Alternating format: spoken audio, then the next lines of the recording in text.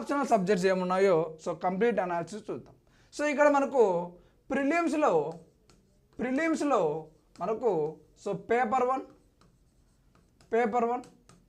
అదేవిధంగా పేపర్ 2 అని సో 2 ఉంటాయి. పేపర్ 1 అదేవిధంగా పేపర్ 2 అనేటి 2 ఉంటాయి. ఇక్కడ మనం పేపర్ 2నే సో సిశాట్ అని పిలుస్తాం. ఇక్కడ మనకు సో అర్థమెటిక్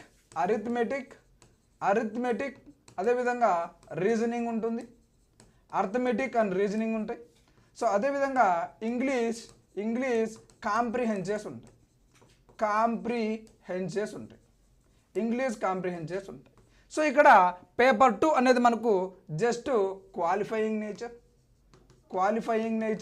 జస్ట్ పేపర్ 2 అనేది మనకి ఇక్కడ క్వాలిఫైయింగ్ నేచర్. సో ఇక్కడ పేపర్ 1 కూడా మనకు 200 మార్క్సే. అదేవిధంగా ఇక్కడ పేపర్ 2 కూడా మనకు 200 మార్క్సే.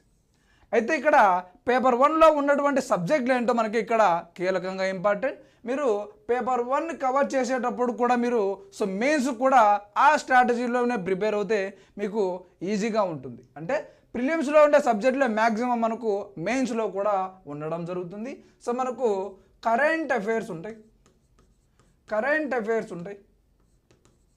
అవి నేషనల్ లెవెల్లో అదేవిధంగా ఇంటర్నేషనల్ లెవెల్లో మనకు కరెంట్ అఫైర్స్ ఉంటాయి. ఇక్కడ మనకు 10 నుంచి 15 క్వశ్చన్స్ అడిగేదానికి ఆస్కారం ఉంది. అదేవిధంగా ఇండియన్ హిస్టరీలో మనకు ఏన్షియంట్ ఉంటుంది, మెడివల్ ఉంటుంది, మోడ్రన్ ఉంటుంది. సో ఈ 3 రకాలుగా మనకు వర్గీకరించడం జరుగుతుంది సో ఇండియన్ హిస్టరీలో.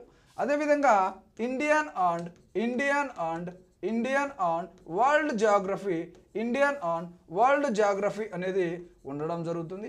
ఇక్కడి నుంచి కూడా మనకు సో 15 to 16 క్వశ్చన్స్ రావడం జరుగుతుంది. ఇండియన్ హిస్టరీ నుంచి కూడా మనకు 17 to 18 క్వశ్చన్స్ రావడం జరుగుతుంది సో ఎవ్రీ ఇయర్ ప్యాటర్న్లో చూసుకుంటే. సో అదేవిధంగా ఇక్కడ ఎకానమీ ఉంటుంది.